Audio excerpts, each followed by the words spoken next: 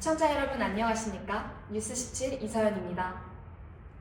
이정현 공천관리위원장은 여의도에서 브리핑을 하고 국민의힘의 6.3 지방선거 경북도지사 후보 예비 경선에서 김재원 최고위원이 승리했다고 밝혔습니다. 이에 따라 김 최고위원은 이철우 현 경북지사와 본 경선을 치르게 되었습니다. 앞서 경북지사 경선에는 이 지사를 비롯해 김 최고위원, 백승주 전 의원, 이강덕 전 포항시장, 이미자 의원, 최경환 전 경제부총리 등 6명이 도전장을 낸 바 있습니다. 자살률이 증가하고 있습니다. 자살을 시도하는 사람들의 이유는 무엇인지, 그리고 정부에서는 자살을 막기 위해 어떤 노력을 기울이고 있는지 김현재 기자가 보도합니다. 자살률 1위. 우리나라는 OECD 국가들 중 압도적으로 자살률 1위를 기록하고 있습니다. 2023년 기준 대한민국의 자살 사망자 수는 총 14,822명으로 하루 평균 약 40.6명이 스스로 목숨을 끊는 것으로 나타났습니다. 그런데 25년 자살률은 더욱 증가했습니다. 2025년 자살률은 전년 대비 6.4% 증가하여 2011년 이후 최고 수준을 나타냈으며 10대부터 40대까지의 사망 원인 중 자살이 가장 큰 비중을 차지하였습니다. 자살의 원인은 다양한데요. 우울증 등 정신적 문제, 경제적 빈곤, 질병, 고독사 등 여러 요인이 작용합니다. 청소년 같은 경우 학업, 가족, 친구 관계, 심리적 취약성 등 다양한 요인이 복합적으로 작용하여 발생하는 것으로 드러났습니다. 이곳은 한강 다리들 중 투신 시도가 가장 많이 일어나는 마포대교입니다.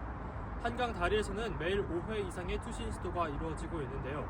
서울시는 AI를 활용한 인공지능 통합 관제 시스템과 이렇게 펜스의 높이를 1.65m로 높였지만 여전히 투신 시도는 끊이지 않고 있습니다. 여러 대안들이 큰 효과를 봤다고 장담하긴 힘든 상황이지만 정부는 여러 방면에서 노력 중입니다. 지난달 20일에는 국무조정실 범정부 생명지킴 추진본부가 번개탄에 생명사랑 스티커를 부착하는 것에 대해 생산업계 등의 협조를 구하기도 했습니다. 이러한 노력의 결과로 오는 3월 중 한국편의점산업협회 등 주요 유통망 대표와 생명지킴 및 자살 예방을 위한 공식 업무 협약을 체결할 예정입니다.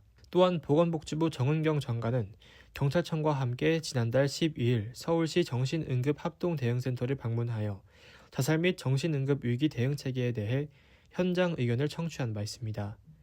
그러나 자살을 막기 위한 근본적인 방법은 번개탄에 스티커를 붙이는 것, 다리 난간의 높이를 높이는 것, 인공지능 관제 시스템을 도입하는 것이 아닌 사회 구조의 문제를 돌아보고 해결하며 사회를 더 나은 곳으로 만들기 위한 노력으로부터 시작될 것입니다. PSBS 김현재입니다. 내일 광화문에서 방탄소년단의 공연이 진행됩니다.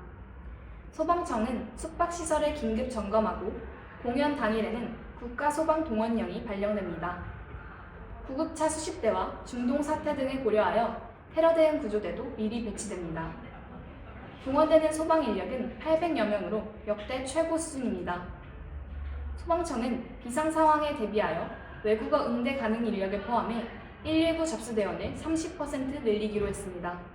다카이치 사나의 일본 총리가 19일 도널드 트럼프 미국 대통령과의 정상회담에서 남북자 문제 해결 등을 위해 북한 김정은과 직접 만나고자 하는 강한 열망을 갖고 있음을 트럼프에 전달했다며 그 과정에 대해 논의하였고 여러 방식으로 협력하기로 했다고 밝혔습니다. 이상으로 뉴스 마칩니다. 감사합니다.